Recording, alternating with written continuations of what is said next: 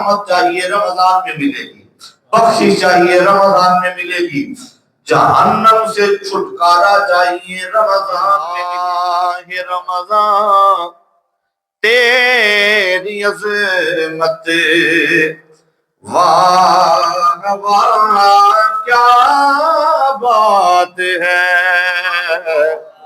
لمحہ لمحہ تیرا رحمت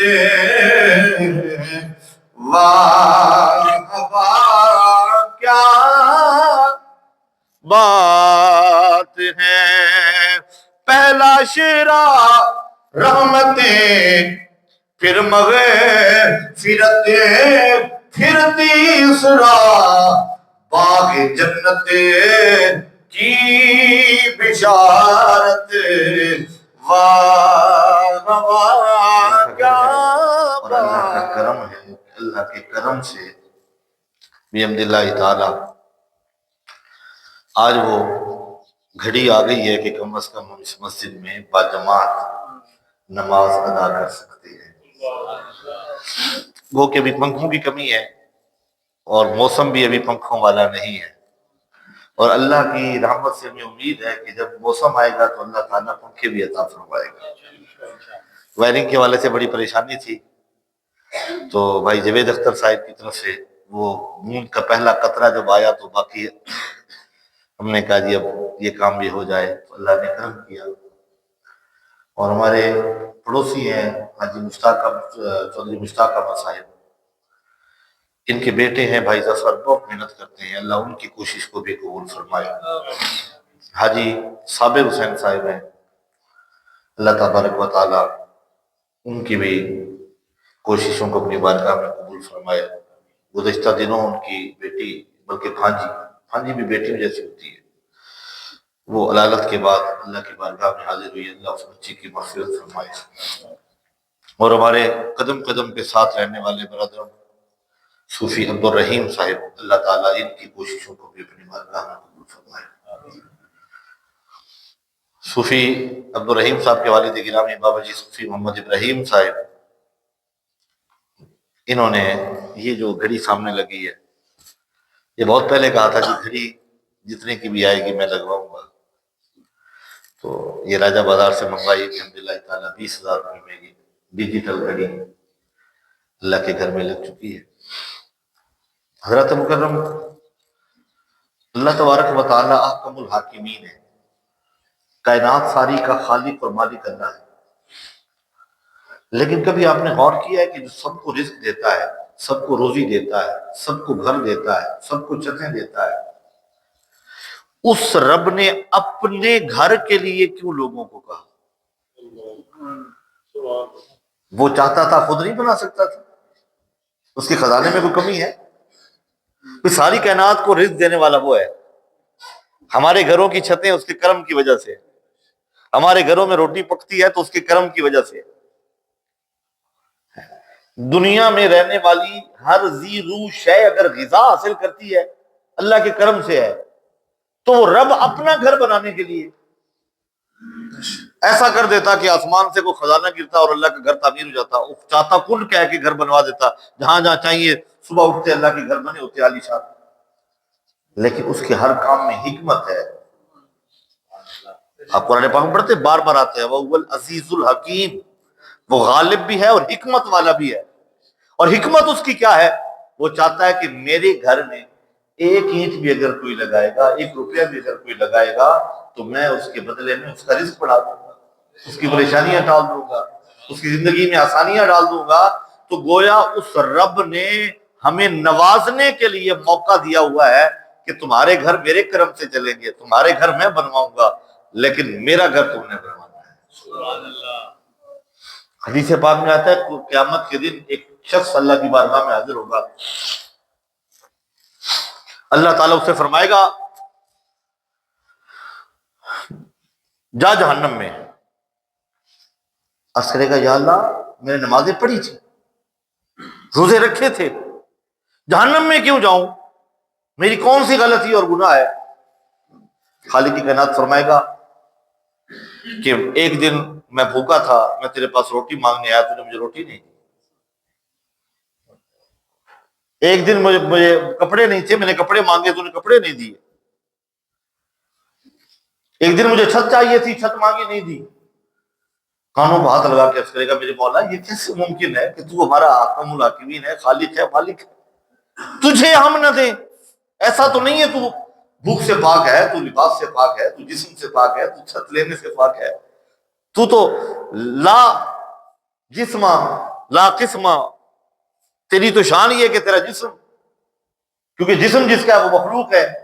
اللہ تعالیٰ فرماتا ہے کہ میرا بندہ بھوکا تھا تو نے اسے کھانا نہیں کھلایا، میرے بندے کو لباس کی ضرورت تھی تو نے اسے لباس نہیں دیا، میرے بندے کو چھت کی ضرورت تھی تو نے اس کی مدد نہیں کی، میرے گھر کی چھت پڑنے والی تھی، میرے گھر کا چراغ جلانا تھا تو نے وہاں نہیں جلایا۔ اب ظاہر ہے وہ تیل اور چراغ والا دور تو نہیں رہا کہ دیے کی جو ہے نا وہ سلائی لے کر آئیں اور تیل لے کر آئیں۔ اب آج کل کی بجلی کا بل ہے، یہ لائٹیں ہیں، یہ بلب ہے، یہ الیکٹریکل کام ہے، یہ چراغ کے مترادف، ہر دور کے اپنے تقاضے۔ تو میرے کریم آقا فرماتے ہیں جو بخیل ہے نا، بخیل کنجوس جسے کہتے ہیں، بخیل اور بہت زاہد بہر بر بہشتی نباشت بہت میں خبر، شیخ سعدی فرماتے ہیں جو بخیل اور کنجوس ہے، اگر یہ خشکی اور تری میں ایک ایک چپے چپے پہ سجدہ کرے جنتی نہیں ہو سکتا، میرے نبی نے فرمایا، کیونکہ اس نے بخل کی ہے، کنجوسی کی ہے۔ اور یہ اللہ کی راہ میں خرچ کرنا، اس کی مثال کنویں کی ہے۔ کنواں ہے نا، کنویں سے پانی اگر لیتے رہو تو نیچے سے پانی آتا رہتا ہے۔ آپ دیکھتے ہیں جو کنویں بند پڑے ہوتے ہیں نا، کیوں بند ہو جاتے ہیں؟ لوگ پانی لینا چھوڑ دیتے ہیں، پمپ لگا لیے گھروں میں، نلکے لگا لیے، کھوئیاں بند ہو گئی ہیں۔ جی کھوئیں کیوں بند ہو گئی؟ لوگوں نے پانی لینا چھوڑ دیا۔ پانی لیتے رہے، پانی پہلے والا نکالا جائے تو دوسرا آ جاتا ہے، اور اگر نہ نکالے تو وہی کھڑا کھڑا بدبودار ہو جاتا ہے۔ فرمایا اس کی رحمت سے امید رکھ کے جب اس کی راہ میں خرچ کرو گے وہ اور عطا فرمائے گا، خرچ کرو گے اور عطا فرمائے گا، خرچ کرو گے اور عطا فرمائے گا۔ اگر جمع کرو گے تو وہ مال تمہارے لیے عذاب کا سبب بن جائے گا، وہ جہنم کا سبب بن جائے گا، وہ قبر میں عذاب کا سبب بن جائے گا، وہ نیکیاں بھی تمہارے کام نہیں آئیں گی اس بخل کی وجہ سے جو کر کے تم نے اپنی آخرت کو تباہ و برباد کر دی ہے۔ تو اللہ والوں کی، اللہ کے نیک بندوں کے خرچ کرنے کی برکت سے اللہ کے گھر یہ آباد ہو جاتے ہیں، تعمیر ہو جاتے ہیں، یہ بن جاتے ہیں، ان میں رونق آ جاتی ہے، ان میں بہاریں آ جاتی ہیں، اور نتیجتاً ہوتا کیا ہے کہ اللہ تبارک و تعالی اپنے بندوں پر کرم کرتا ہے، انہیں یہ توفیق عطا کرتا ہے۔ تو اس کی دی ہوئی توفیق سے یہ ممکن ہو سکا ہے، آپ دوستوں کی محبتوں کے ساتھ یہ ممکن ہو سکا ہے۔ مجھے یاد ہے کہ جب شروع میں بنیادوں کا کام ہو رہا تھا تو کام چل رہا تھا، تو قبلہ بابا جان نے فرمایا جی کام چلتا رہنے دیں۔ میں نے حضور فنڈ ختم ہو گیا، فرمایا چلتا رہنے دو۔ میں نے کچھ پس انداز کر کے رکھے ہوئے تھے، کوئی 2 لاکھ روپے، 2,10,000 روپے تھے، تو ظاہر ہے وہ چل رہا تھا کام، تو لگتے رہے۔ ایک وقت آیا کہ میرے اکاؤنٹ میں بھی کام اینڈ ہو گیا، تو میں نے بابا جان نے پوچھا جی کیا صورتحال ہے؟ میں نے کہا حضور بنیادوں پہ ڈی پی سی ڈل گئی ہے، اب اوپر کی تعمیر دار بعد میں چلے گی۔ تو فرماتے ہیں فنڈ کی کیا صورتحال ہے؟ میں نے کہا جی اللہ کا کرم ہے، نہیں بتاؤ کیا صورتحال ہے؟ میں نے اس کی حضور فنڈ کی صورتحال یہ ہے کہ 2,10,000 میرے تھے وہ بھی ساتھ لگ چکے ہیں، اب مسجد 2,10,000 کی مقروض ہے۔ فرمایا یہ قرض تو نے رہنے دینا ہے، دنیا میں کسی کو قرض دو گے نا، کسی کو قرض دیتے ہو تو وہ آپ کا جو مقروض ہے تو اس کو فکر ہوتی ہے کہ اس بندے کا قرض میں نے لوٹانا ہے۔ تو اگر آپ نے اللہ کے گھر کو قرض دیا ہے نا تو اس کا مطالبہ نہیں کرنا، یہ نہ وہ فنڈ آئے تو کہیں میں اپنے پیسے اٹھا لوں، یہ قرض آپ نے رہنے دینا ہے، یہ آپ کے رزق میں برکت کا سبب بنے گا۔ اللہ اکبر۔ تو یہ اللہ تعالیٰ کا نظام ہے، اللہ تعالیٰ نے چلانا ہے، اور جب تک یہ نظام چلتا ہے چلتا رہے گا انشاءاللہ۔ تو خوش قسمتی ہے کہ آج ہم مسجد میں ماشاءاللہ یہ قالین بچھ گئے، لائٹنگ آن ہو گئی، الیکٹریکل کام ہو گیا، سیلنگ ہے، ٹائلیں ہیں، فرنٹ پہ ہے یا محراب پہ ٹائلیں یا شیشے کا کام کروائیں گے، یہ فنشنگ میں آتی ہیں چیزیں، یہ ہوتی رہیں گی، لیکن کم از کم ہوا رک چکی ہے، دھوپ چھاؤں میں انتظام ہو چکا ہے، دروازے اللہ کے کرم سے لگ چکے ہیں، قرآن پاک کی الماریاں بن چکی ہیں، قرآن پاک اندر محفوظ ہم رکھ دیں گے، یہ کل ہی لگی ہیں، کل کام ہوا یہ الماریوں کا۔ تو یہ میرے رب کے کرم سے ممکن ہے۔ اور یہاں جو بچے قرآن پاک پڑھنے کے لیے آ رہے ہیں ماشاءاللہ، یہ دستانے باندھ کے بیٹھے ہوئے ہیں، یہ سارا دن قرآن پاک پڑھتے ہیں، یہ بھی اس پورے علاقے کے لیے اور بالخصوص اہلیان رام دیال کے لیے صدقہ جاری ہے کہ وہ پہلی عید تو ان کی طرف سے ہوئی، آغاز ان کی طرف سے ہوا، اور یقیناً ابھی بھی محبت کرتے ہیں، اللہ کی محبت سلامت رکھے۔ حضرات مکرم، استقبال رمضان، ایک دوست کہنے لگا کہ استقبال رمضان کی محفل یہ بھی ہوتی ہے؟ میں نے کہا استقبال رمضان کی محفل کرنا میرے نبی کی سنت ہے۔ سرکار کے صحابہ فرماتے ہیں جب رمضان آ رہا ہوتا تھا، شعبان جا رہا ہوتا تھا، میرے کریم آقا صحابہ کو اکٹھا کر کے خطبہ ارشاد فرماتے ہیں، اور وہ خطبہ کیا تھا، اس خطبے کے کچھ کلمات پڑھتے ہیں اور ہمارے مہمان انشاءاللہ اتنی دیر میں پہنچ جائیں گے۔ امام الانبیاء نے فرمایا یا ایھا الناس قد اظلکم شہر عظیم شہر مبارک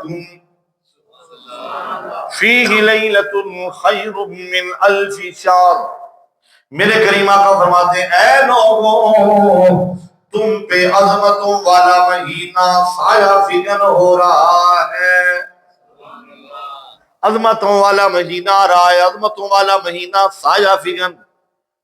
کسی مہینے کے بارے میں نہیں کہا کہ تم پہ سایہ کر رہا ہے، اس مہینے کے بارے میں فرمایا یہ مہینہ تم پہ سایہ کر رہا ہے۔ مطلب کیا ہے؟ فرمایا اس مہینے میں رحمت بھی ہے، مغفرت بھی ہے، جہنم سے نجات بھی ہے۔ گویا اللہ کی رحمتوں کی چھاؤں تم پہ آنے لگی ہے، اللہ کا کرم ہونے لگا ہے۔ یہ وہ مہینہ ہے جس کی ایک رات 1000 مہینوں کی عبادت سے بہتر ہے۔ ایک رات 1000 مہینوں کی۔ آقا وہ کون سی ہے؟ فرمایا ہی لیلۃ القدر،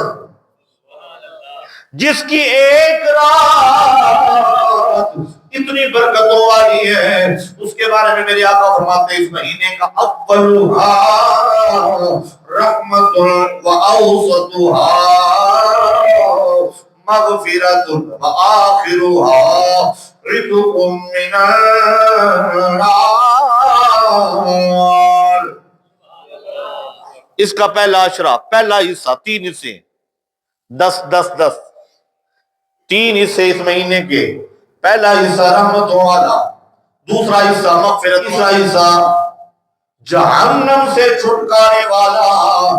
پتہ چلا رحمت چاہیے رمضان میں ملے گی، بخشش چاہیے رمضان میں ملے گی، جہنم سے چھٹکارا چاہیے رمضان میں ملے گا۔